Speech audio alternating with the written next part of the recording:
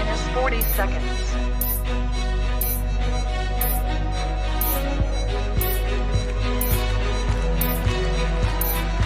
T minus 30 seconds.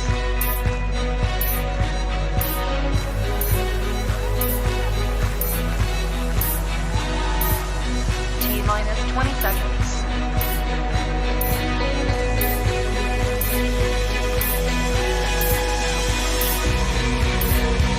10, 9, 8, 7, 6, 5, 4, 3, 2, 1, 0.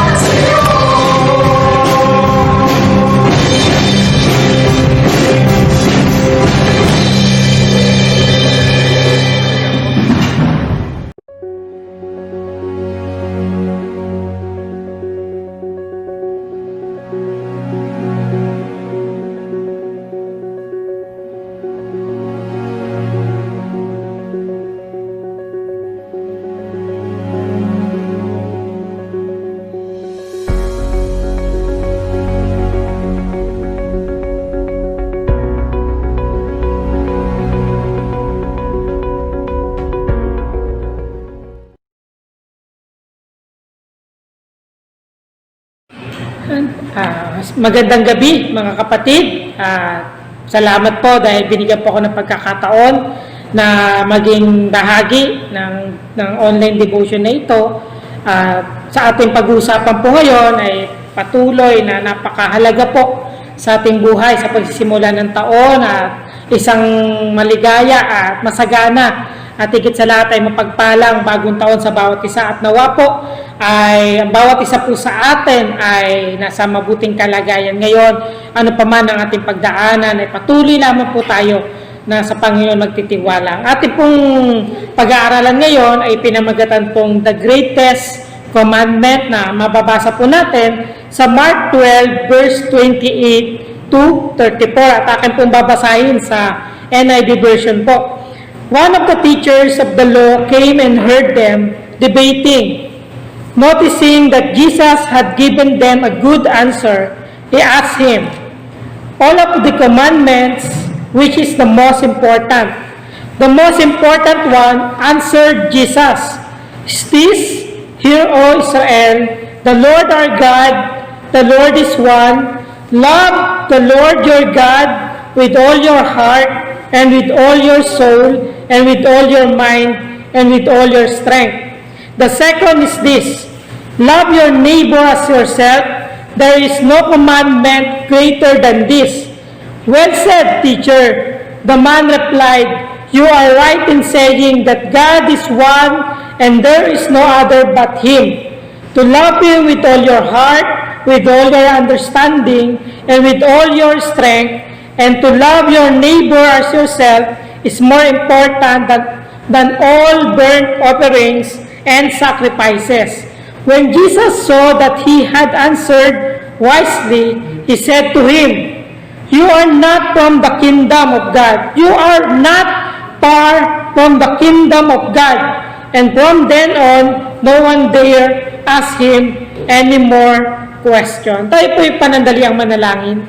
Panginoon, magandang gabi po sa iyo at maraming salamat po sa mga oras sa ito na binigyan mo kami ng oras upang makapag-aral ng iyong mga salita upang marinig ang iyong kapahayagan o Panginoon. Sa lahat po ng nakaririnig, nakapapanood po ng devotion na ito, Panginoon, samahan mo po kami, samahan mo po sila na patuloy na magkaroon po ng kaunawaan sa iyong mga salita, o Panginoon. Hayaan mo po na itong mga salita mo ang patuloy po na magbibigay sa amin, Panginoon, ng encouragement, magbibigay sa amin ng pagtuturo, at patuloy na magbibigay sa amin ng panibagong pagkakataon, panibagong pag-asa na ikaw po ang aming mapaglingkuran at aming masamba, Panginoon. Maraming salamat po sa iyo po ang lahat ng papuri, sa iyo lahat ng pasasalamat.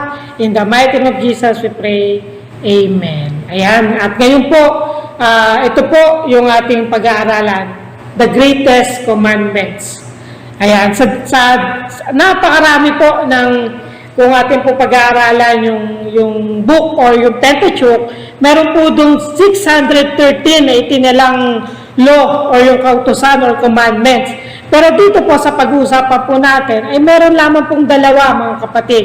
May dalawang pinakadakilang utos sa atin. Ngayon, sabi po dito, number 1 point, ating pong pag-uusapan, unang command ng Panginoon dito is the command to love God.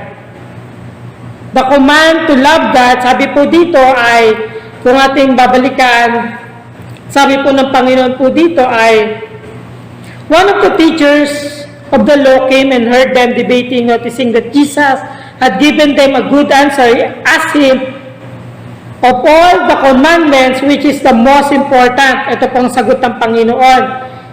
"Hear, O Israel, the Lord our God, the Lord is one.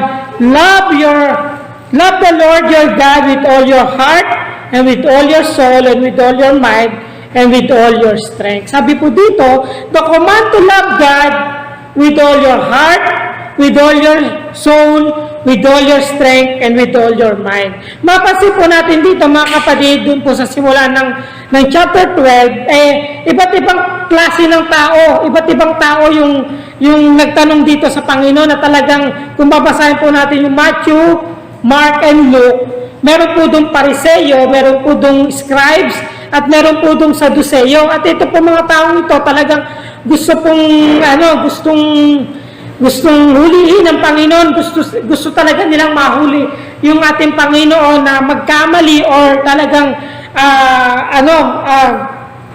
yung paniniwala, di po ba? And then dito sa tagpong ito, yung scribe po yung nagtanong at alam naman po natin kung ano po yung karakter ng scribe. Ang scribe po ay talagang expert po ito pagdating sa law. At ganun po, nais po nila na talagang mahuli ang Panginoon. Pero ang ating Panginoon po mga kapatid ay talagang sinagot po sila boldly, with confidence, na talagang sabi po, love your God with all your heart, with all your soul, with all your strength, and with all your mind. Sabi nga po, emotionally, physically, intellectually, we were to love God. Ito yung command po sa atin. Di po ba? The command to love God, emotionally, physically, intellectually, we were to love God. Kaya ito po yung gusto ng Panginoon na ibigay sa kanyang pag-ibig. Di ba? We were to love God with our whole being. Yung buo nating pagkatao, yung ating puso, yung ating kaluluwa, yung ating lakas, at yung ating pag-iisip. Kasama po ito sa ibibigay po natin pagmamahal sa ating Panginoon at sa ating paglilingkod, mga kapatid, hindi lamang emotionally, hindi lamang intellectually, kundi kailangan po dito yung actual obedience requiring the exercise of strength. Ibig sabihin, in serving God, we need action. Sa bawat isa po sa atin na naglilingkod sa Panginoon, mga kapatid, kailangan po natin ng buong puso, buong kaluluwa, at ng buong lakas, at buong pag-isip. Di po ba? At sa lahat po na maglilingkod sa Panginoon, ito po yung tinuturo po sa atin, mga kapatid. Na ibigin natin, paglingkuran natin ang ating Panginoon ng ating buong pagkatao. And then we demonstrate our love for God through keeping His commandments. Sa pagkikip ng kanyang commandments or sa kanyang pagsunod, sa pagsunod natin sa kanyang mga utos, doon po natin may papakita, doon po natin may de-demonstrate yung ating pag-ibig sa Kanya. Ito nga po yun, sabi po sa 1 John 5:3, kung ating babasahin, in fact, this is love for God, to keep His commands, and His commands are not burdensome. Sabi nga po, sapagkat ang tunay na pag-ibig sa Diyos ay ang pagtupad ng Kanyang mga utos. Hindi naman napakahirap sundin ng kanyang mga utos.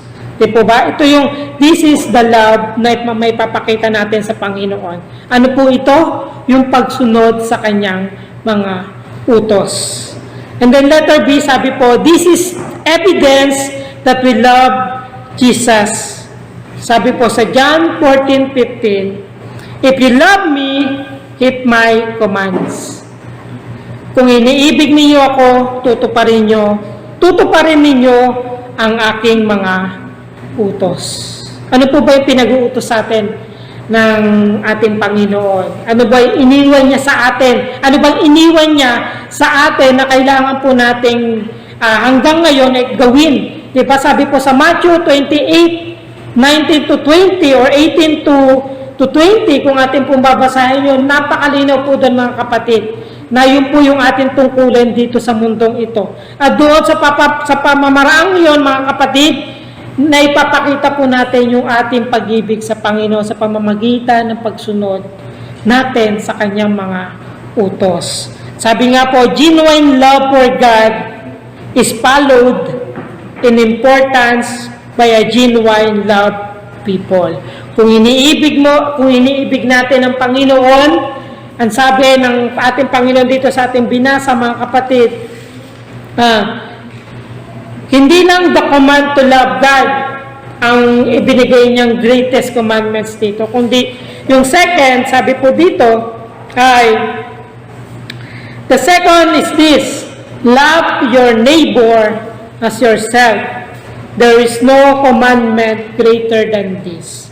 The second point is the command to love our neighbor. Ayan, the command to love our neighbor. Ngayon mga kapatid, sa lahat po na nakaririnig at nanonood sa kanilang mga tahanan, na nabuhay o kung saan man kayo naroon. Ang tanong, mahal mo ba ang iyong neighbor or mahal mo ba ang iyong kapwa? Sino bang neighbor ang tinutukoy dito? Kung babasahin po natin sa Luke 10:29 to 37, kung alam po natin itong salita ng Panginoon na ito po ay tungkol sa mabuting Samaritano. Sino ba yung neighbor na tinutukoy dito? Yung neighbor po na tinutukoy dito ay yung mga tao na nangangailangan ng tulong. Ngayon kapatid, meron ba kayong kilalang nangangailangan ng tulong? Ito daw po yung sabi ng Panginoon na ibigin po natin. To love our neighbor, kasama po sila dito. Kung tatanungin po natin, kasama ba dito sa neighbor na ito yung mga hindi mananampalataya, mga kapatid?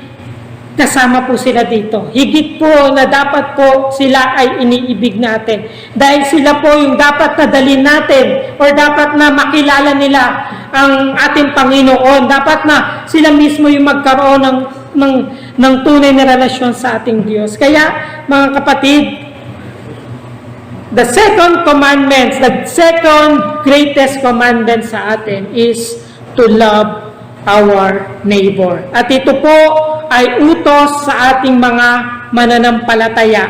Sabi nga, Jesus taught us to love one another.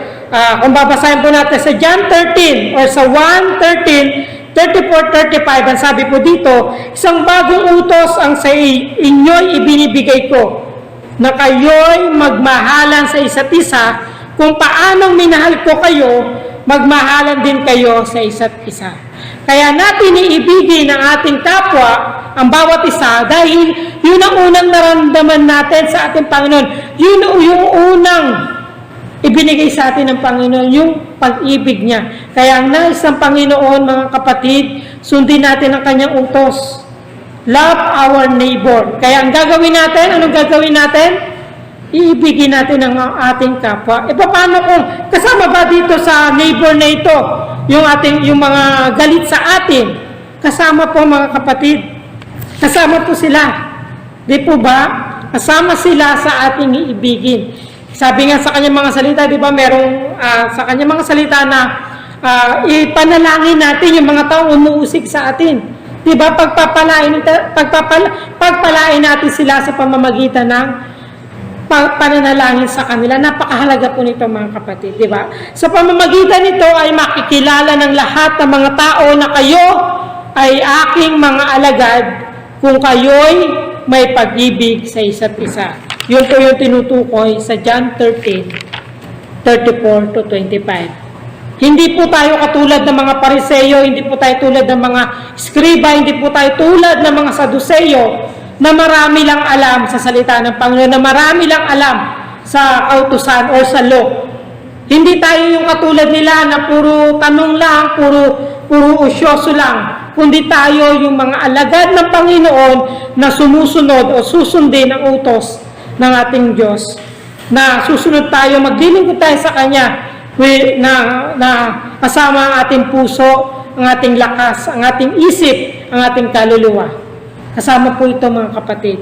Tawa po mga kapatid sa lahat po ng naglilingkod sa Kanya at maglilingkod. Ito po yung panghawakan po natin mga kapatid. And then second, we must love one another as Christ loved us. Sabi po sa John 15:13, ang pinakadakilang pag-ibig na maaaring taglayin ng sinuman para sa kanyang mga kaibigan ay ang ialay ang kanyang buhay para sa kanila. Ito yung ginawa ng ating Panginoong Hesus sa atin. Noong ipinako siya sa krus, di ba? Doon po inalay ng ating Panginoon ang kanyang buhay para sa atin, para sa iyo, para sa katabi mo, para sa kasama mo ngayon. Inialay ng Panginoon ang kanyang buhay. Ipinakita niya ang pag-ibig niya sa atin sa pamamagitan ng pag-aalay ng kanyang buhay. At ito yung nais natin, nais ng Panginoon sa atin. na yung pagbibigay din ng ating buhay sa kanila, yung paglilingkod din natin sa ating kapwa. Kasama po ito sa pagpapakita ng pag-ibig natin sa kanila. Di po ba?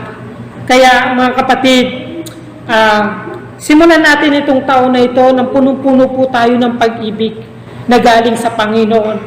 Maranasan natin pag-ibig ng Panginoon upang patuloy na iparamdam din natin sa ating kapwa yung pag-ibig na iyon. And then para sa ating pagtatapos, may mga katanungan po dito. How great were these two commandments to love God and to love your neighbor? Gaano ba kadakila ito? Gaano ba kadakila itong mga utos na ito? Sabi sa Mark 12:31 at napakalinaw po dito. There is no greater commandments than this. Walang ibang dakilang utos sa mga ito. Dakila po ito, to love God and to love your neighbor. And then second, on these two commandments hang all the law and prophets. Matthew 22:40 kung ating babasahin. The second question, when one truly loves God and loves his neighbor as himself, sa Tagalog, kapag ang isang tunay na nagmamahal sa Diyos at mahal ang kapwa tulad ng kanyang sarili, sabi sa Mark 12:34, they are on the path that leads to the kingdom of God. Nandun po sila sa daan patungo sa kaharian ng Panginoon. Then letter B, they are on the road that leads to eternal life. Sa Luke 10:28, yan po yung nakasaad po doon. Kung babasahin po natin mga kapatid, diba? Yung sa mabuting Samaritano. And then ito po yung challenge natin mga kapatid.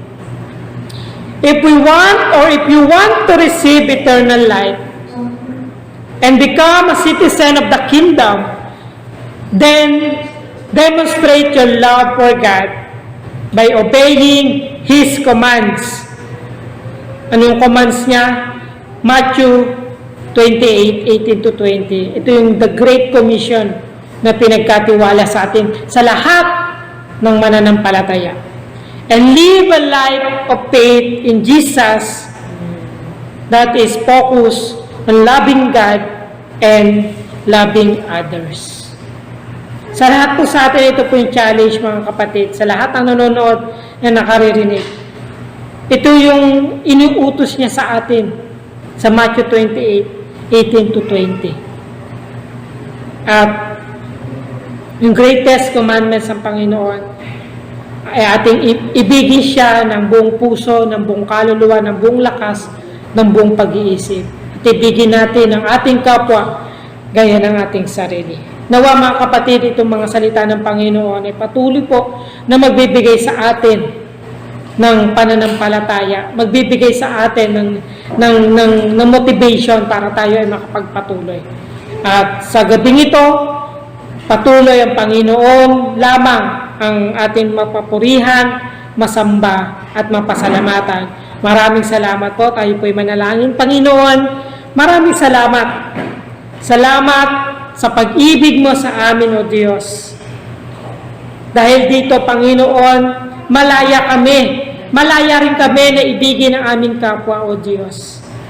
Sa lahat po na naririto ngayon, sa lahat na nakikinig, sa lahat po na nanonood, O Panginoon, patuloy mo po kaming bigyan ng pag-ibig sa aming kapwa, Panginoon. Patuloy mo na ipaalala yung inyong mga utos at patuloy na tulungan mo po kami na masunod po ito sa aming buhay, sa aming paglilingkod sa iyo, O Panginoon. Sa loob ng aming tahanan ay maipakita po namin itong pag-ibig na ito at sa aming paglabas, ganoon din po sa community na kinabibilangan namin, sa hanap buhay, sa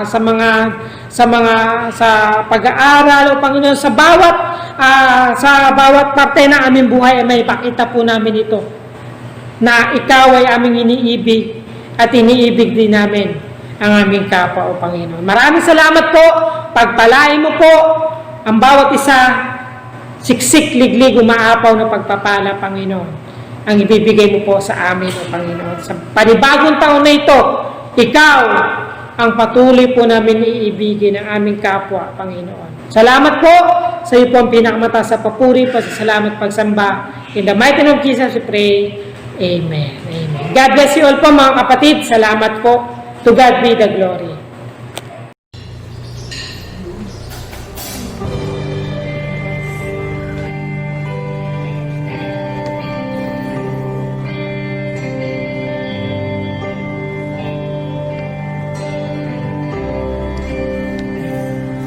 Mahal kita,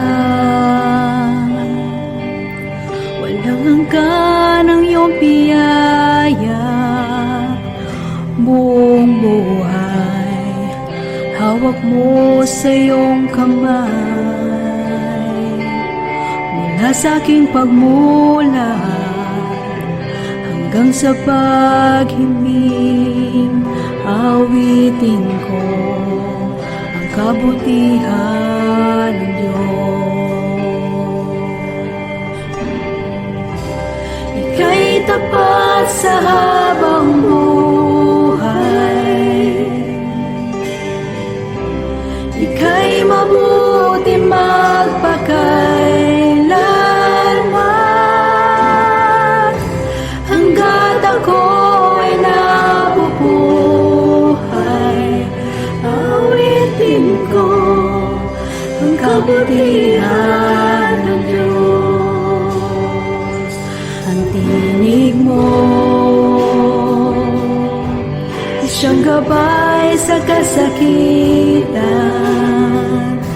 Nariyan ka sa gitna ng kadiliman.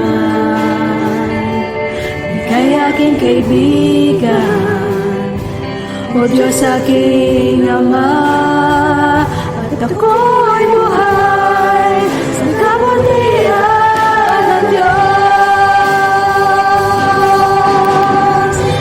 Ika'y tapat sa habang buhay, ika'y mabuti magpakailanman. Hanggat ako'y nabubuhay, awitin ko ang kabutihan ng Diyos. Ika'y tapat sa habang buhay, ika'y mabuti magpakailanman.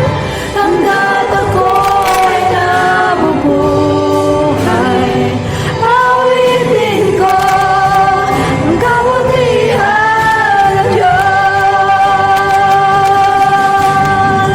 Kailan may di magbabago ang kabutihan mo, kailan may di magbabago ang kabutihan mo. Buong buhay ay iaalay ko lahat para sa'yo.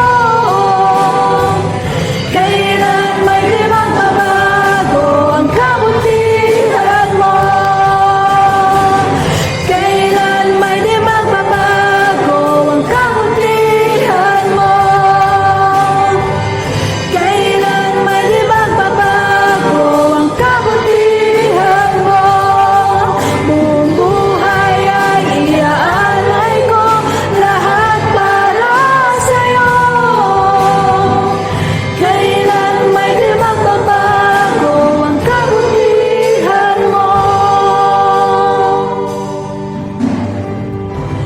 Ika'y tapat sa habang buhay,